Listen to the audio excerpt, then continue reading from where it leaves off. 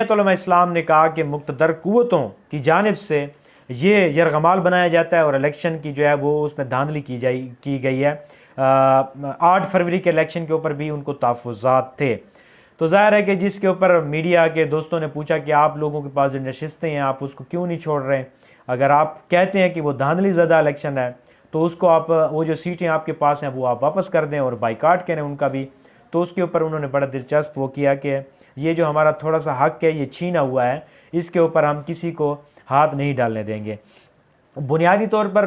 आज ये जो प्रेस कॉन्फ्रेंस है इसके ऊपर अगर तज्ज़ियाती तौर पर बात की जाए तो जमीयत उलमा इस्लाम जो ख़दशा ज़ाहिर कर रही है कि मुक़्तदर क़ुव्वतों ने उनको जो है वो हरवाया या PTI को फैसिलिटेट किया, तो बहुत सारे जो सियासी तज्ज़िया निगार हैं वो ये भी कहते हैं, उनका भी यही ख्याल है, अवामी हल्के भी इस चीज़ पर वो कर रहे हैं कि 8 फरवरी का जो इलेक्शन